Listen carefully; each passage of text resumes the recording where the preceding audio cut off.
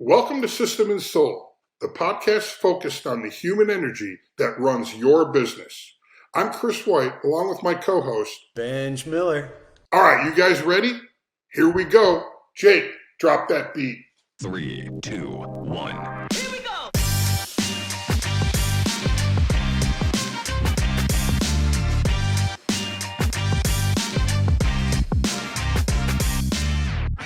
System and Soulville, it is good to be with you today, and we have a treat coming at you.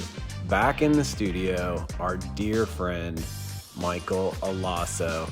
Man, he is always just an inspiration to be around, to have conversation with, and we go some interesting places in this one, so I think you're going to enjoy. Now on to the conversation. Michael, tell us something we cannot Google about you, which might be a challenge because you're pretty vulnerable up there on stage often. Well, and the man did appear with Steve Martin in Pink Panther 2, so that's a pretty... Googleable, though. IMDb right there. That is Googleable. Yeah. Benjamin's right, Chris, so that wouldn't be the answer. Man, three things pop in my head, so I'll pick one, and if you don't like it, I'll do one of the other two.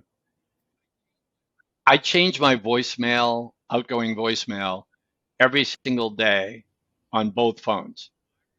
So I record 730 outgoing voice messages every year.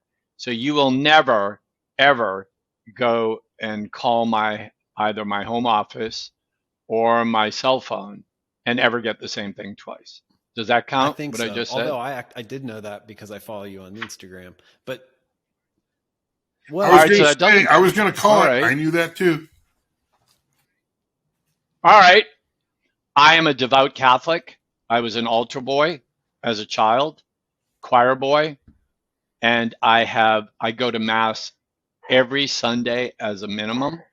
I've never strayed from the church. I go to Mass when I'm on the road in whatever country I'm in, whatever That's city fun. I'm in. You know, I went to Mass in Lisbon, Portugal last month, and the whole Mass was in Portuguese, and I was right in there. Absolutely. Does that I didn't count? know That's that. pretty cool, actually. No, that just makes me want to ask you, as a fellow Catholic, an Irish Catholic, where somebody's going to be a priest, did you ever contemplate becoming a priest? Never. Never, never, never. Primarily because of celibacy.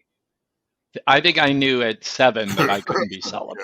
Yeah. You know, it's like I reached puberty when I was 4 or 5 or something. It's like, no, it's I didn't maybe that know that should be either. my So I Yeah. think we just landed on the most unknown fact about Michael. He went through puberty at 7. Girls, oh my God. Good Yeah, for you. so I think that, you know, we could spend the whole time, Benjamin and Chris, talking about Catholicism because I am deeply dedicated. I love organized religion. I love celebrating as part of a community together. And I'm a loose constructionist, which means that if you think you can predict all my views on every single subject, think again. You know, what I adhere to is a respect for other people, a purist interpretation of the Ten Commandments, where you are generously and altruistically thinking about others as you move through space and make no judgment about anybody else. My older brother never goes to church, and my kid brother goes to church fairly regularly. They are equally wonderful human beings. They are kind, loving, generous human beings. And I know people who sat next to me every Sunday for church who don't make that description. So I don't make any judgments about it. I make Sure. judgments of myself, what I need to celebrate. And that's what I do. I love it. It's theater. It's a ritual. And it's usually I'm the cantor or the lector. And I sold the house in Massachusetts last year, which means I sold my membership to my church. I'm now a church member in Southern Maine. So far, I haven't opted to do any leadership. So I go to Mass as a regular person. There's very few moments in my life where I am not leading conducting. And so it is really great for me. It's my introspection time. I love New and Old Testament. I'm inspired by it. I love a great homily. I love a bad homily because I've Yeah. learned what I shouldn't do. And there are lots of bad homilies. It's all good. Michael, It's how all does learning. your Catholic faith influence what you do during the week? Benjamin, have I ever used the term super I don't think objective so. with you? So I'm very objective driven, and that's what I coach people to do. My objective today is that I leave your listeners with a minimum of 2 ways to upgrade the way they presently communicate and lead. That's my objective. So objective means what you demand of another person in interaction. So in an interaction. So what I demand of you and Chris is that you converse with me so that we create that platform so that your listeners walk out of here with value. That's my desired result. Now, I do that for every moment of my life. Dinner, my objective is that I heap goodies on my family. I decide what my objective is, what my desired result is. Super objective is what you want on your tombstone. And my super objective is I want every human being I meet, whether it's the person making my latte at Starbucks, you guys, my family, someone who challenges me in a workshop and disagrees with me, someone who robs me of money in an unethical retail situation, all those people, every single one of them, I want them to be better because they interacted with me. And my practice and my faith helps me to do that more effectively from different perspectives with a more authentic, humanistic way. It really, so when I'm triggered, my faith actually helps me to see the triggers and behave from a purer place from my super objective. Benjamin, does that make sense? Did I understand your question? I love it. And there's an interesting corollary here because even the use of that word, right? Super objective, you didn't say my purpose, right? And we all, there's a lot of, the fancy Instagram inspiration, find your purpose, but then people that even have a purpose or are more clear on their purpose, there's something, I can't articulate it because it's a brand new thought to me, but there's something powerful about this word super objective over what other people hold looser as a purpose. How did you get to that? Why didn't you say, well, my purpose is? Because like you, I find purpose loose, unclear, general. I arrived at it through the power of theater. So one of the many blessings in my life is that I immersed myself in professional theater. And that's language actors use all the time. So if I'm coaching you and Chris in a scene, Benjamin, we don't talk that much about plot or theme, a little bit of character. We almost exclusively talk about objective. Benjamin, what do you want from Chris in the scene? Chris, what do you want from Benjamin in the scene? As we're working one-on-one to develop your character, I would ask you as the director, what's your super objective? What does this character in this play want out of life? So that language at the beginning I thought was, isn't this a lovely theatrical tool? When I made the transition from exclusively being a director, choreographer, actor in the professional theater and film world to what I'm doing today, being the creator and the purveyor and the deliverer of You and Your Best Day, it was so organic that all these things that I had learned for actors were really about leadership, were really about being excellent in the world. It was such a big shining aha, and it's making me a living. I have a theory that most of us will never get what we want because we don't know what we want. And if I got to unpack, if I got 2 or 3 key themes, messages to stand on stage for the whole world, like that would be one of them. And that we have agency over ourselves and what we want, but most of us never get to the level. And even as entrepreneurs, as leaders, it's so hard.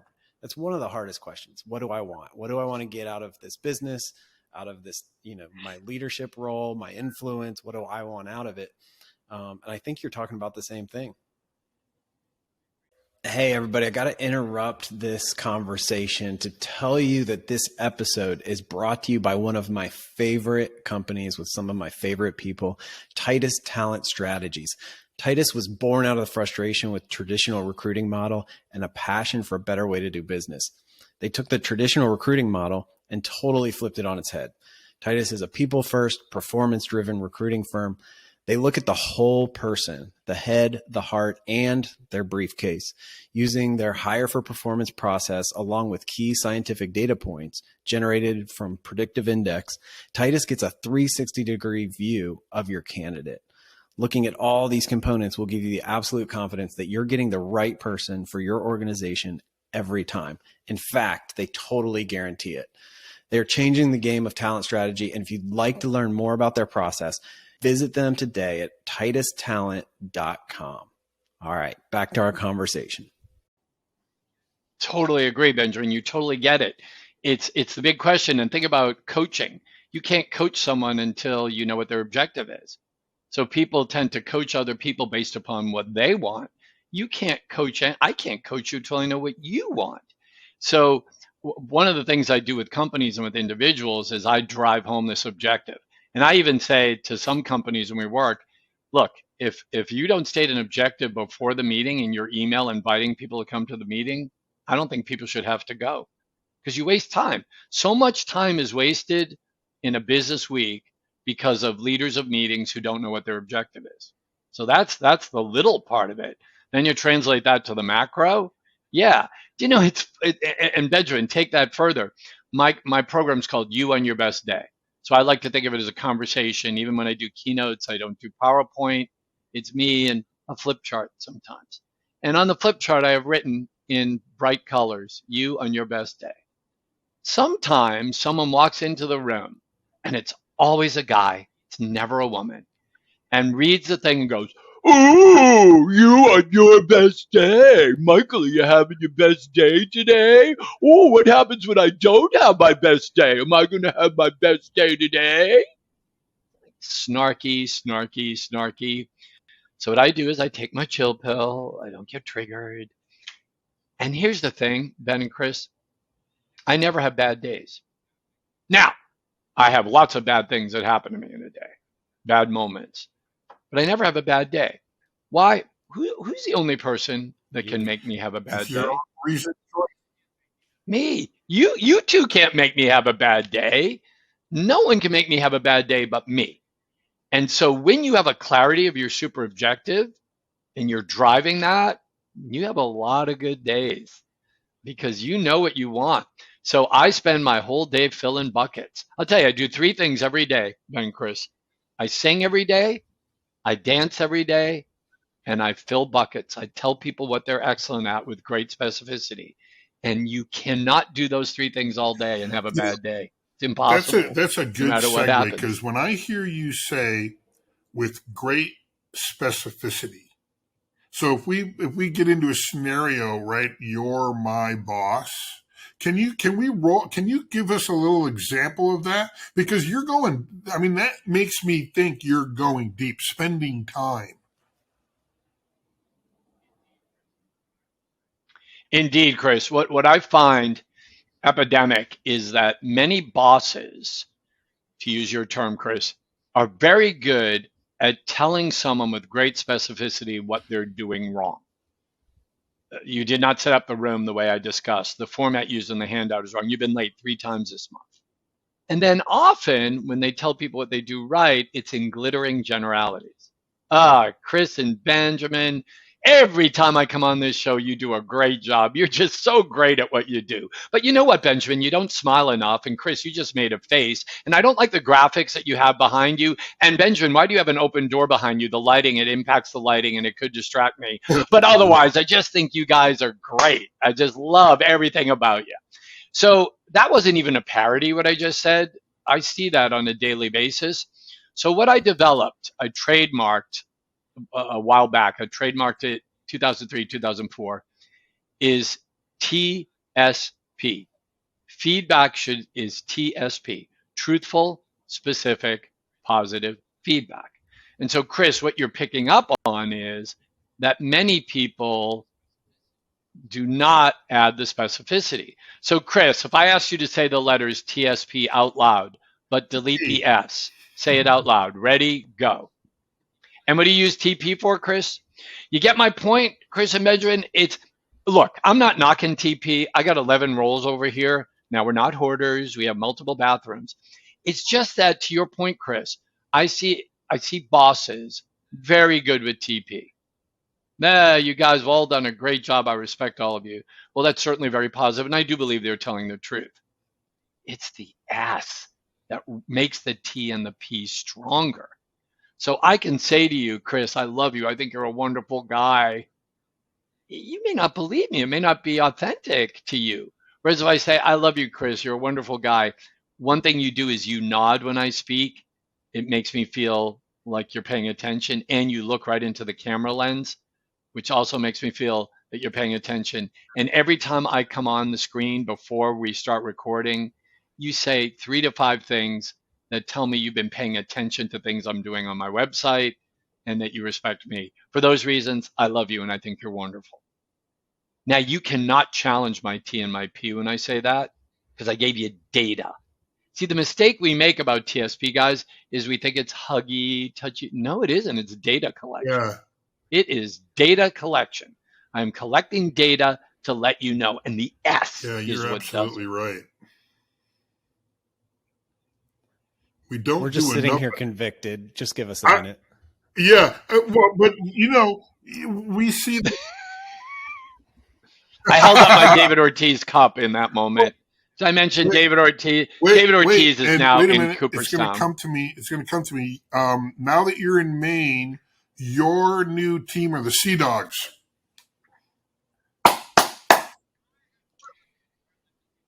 I have been to Portland to see the Sea Dogs. Remember, they are Boston Red Sox, those Sea Dogs. So it's all one happy family.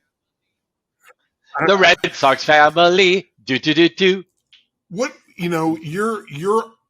you have come off the road a tiny bit, but you have been busy, even during the pandemic's still here, but the last 2 years specifically. What I'm curious about is you're a high energy guy. I mean, you move. Like, there's a rhythm that I think that courses through you and you move. How did you keep up your health? How did you stay healthy mentally, physically, and spiritually? How do you do it? You're the only person that's ever asked me that, Chris. I'm asked lots of questions like, isn't it fake to do that every day? Isn't it fake? No one's ever asked, how do you do that? There are many answers to that, some of which we've covered. My strong spirituality certainly helps that. My incredibly supportive family and the friends that I choose to hang with. I'm really snooty who I spend time with in my personal life. And all those people fill my bucket and make me feel valued. That helps. When you surround yourself with negativity, it's hard to do this. I also, the Catholicism, let's think about other arteries of that. I'm a ritual guy. So Chris, I have a morning ritual that gets me in the zone. And I find that morning ritual helps me to get going. My health, oh dear Lord, I'm afraid to even say this. I'm one of the few people I know who hasn't had COVID. Like, why? Well, I follow rules. I got vaccinated. I wore my mask whenever I was supposed to. I did all those things. I didn't do stupid things. I didn't go in big groups and share drinks and kiss everybody in the crowd. I wasn't an idiot. Nor did I hibernate in a hole after the 59 weeks, which I pretty much did hibernate in a hole. I used good judgment and I went out in the world. And so I believe very passionately that this controls your health to some extent. For me, it has. I decide not to get sick. Now, do I get sick sometimes? But guys, I'd be lying to say the true answer, do I get sick? It's rarely. It's why? I'm this old guy. I eat sugar. And it's like I'm not doing everything right. I try to be sensible. I take my vitamins. I do work out. I do all the things, but I'm not over the top with those things. So my morning ritual is five-pronged. I wake up when the alarm goes off. My dad was a firefighter, and he said, when the alarm goes off, you get up. My wife, Peggy, the alarm clock is a suggestion. She's neither awake nor asleep. Either get up and get going or set it later. It just seems so logical to me. Second, I immediately, as soon as I get out of bed, I do something physical. There's no, lollygagging. I either do push-ups, jumping jacks, dance. That was hard during the 59 weeks because Bridie would crawl all over me and kiss me. Bridie's not my wife. It's a soft-coated Wheaten Terrier. So what I found I was doing was putting the collar and leash on her, and we still do this. It's like we go out chasing squirrels, right? I'm half undressed. We just go out. 3, I pray every day. I'm not proselytizing prayer. Some people do yoga, meditation. I need something bigger than me. 4, I vocalize every day. This is my gift. I've messed it up in the past. If I don't do my vocal warm-ups, I get hurt. And 5th, when I'm on the road, I call Peggy, my wife, and have a nice conversation with her. Not one where I complain, not one where I list all the things that are wrong with the hotel. A nice conversation that's as much about her as it is about me. And what I find, Chris and Benjamin, is if I leave out even one of those 5 things, I'm not me on my best day. Now, guys, I have a client in Portland, Oregon. He's coming to visit me in a week, Dr. Quorum, who says it's all in my head. You know what? Even if he's right, who cares? If it's all in my head and it works, good, all the better. Yeah. So I find by structure frees creativity. We know that in theater, we know that in music, we know that in sports. Structure frees creativity. So I feel like having that structure helps. And then singing, dancing, filling buckets all day keeps me in that strong mental. Now, I do have an excellent memory, which I work on. I find having an excellent memory actually helps to make the day better and make you more effective. So I do memorize things. Like the latest thing I memorized every actress who's won the Best Actress Oscar. So you could ask me, hey, Michael, tell me the actresses who've won the Best Actress Oscar. Wow. I could tell you all 78 of them.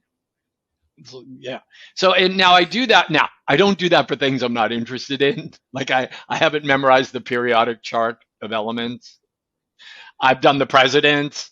I've done actresses. I do things that turn me on. I do Sudoku. I do crossword. I'm totally into Wordle. I can't do a day without Wordle.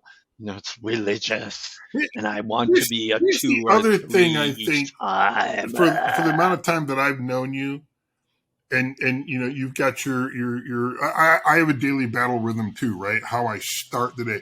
But here's the thing that when I first met you, I thought, okay, he's a showman. I mean, you came down that aisle to Rocky, and I was like, what the?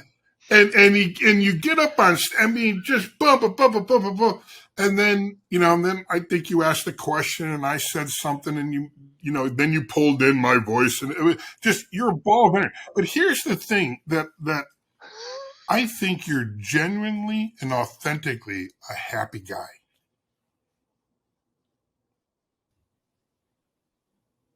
Thank you for noticing, Chris. I am.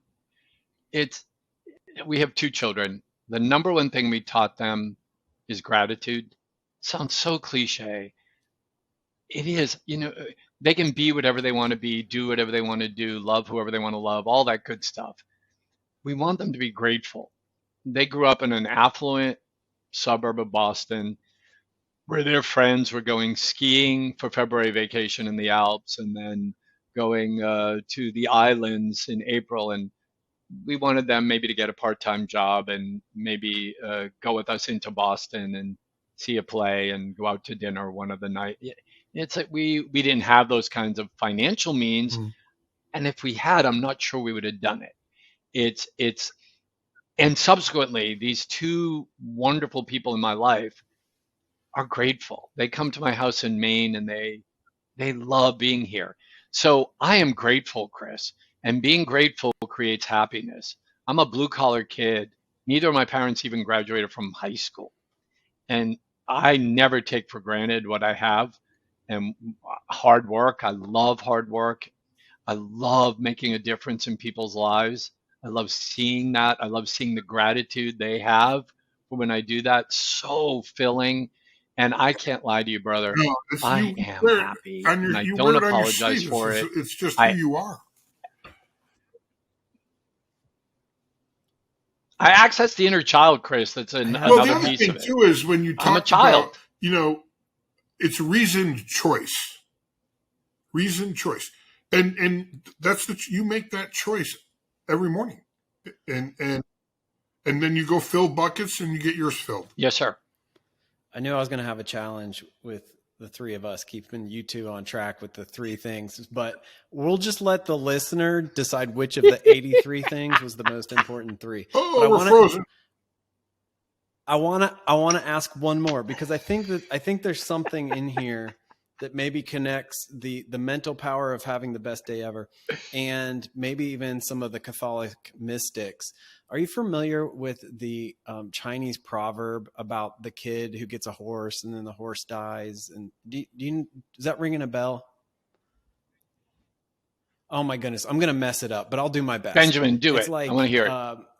I think the kid has like a goat or something, and it's like the best day ever because he gets this goat.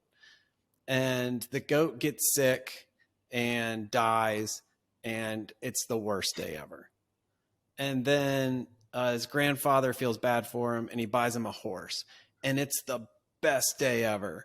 And then his horse breaks a leg, and it's the worst day ever. And the story goes on and on and on. And his life ends up beautifully, right? But it's because there's all these worst day evers. So the idea in there is you can't judge things in the moment, right? His horse breaking his leg may have been the best day ever if he had the perspective of 10 years later that he didn't have at the time, right? So you almost embody this idea, right? That it's not just about you deciding that it's the best day ever. It's almost above that to say, like, we can't even judge the goodness, badness of this day because we don't know. So all we get to do is choose to be here, be present, live it, and live your superior objective, right?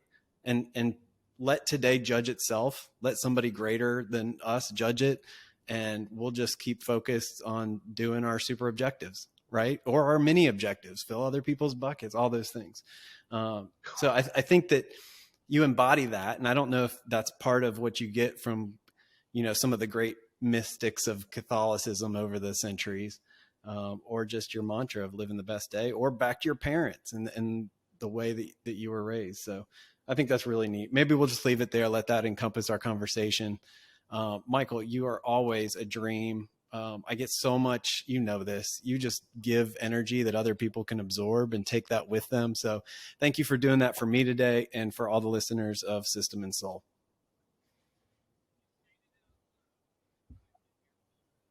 If you stated it out loud, you might live your goal, and then you can live with system soundbite to and take soul. us home with. Mic drop. Michael, we will put the link to all of your stuff in our show notes because, as always, people are so interested. If nothing else, follow the guy on Instagram and get a little of that inspiration on the daily. Thank you, Michael.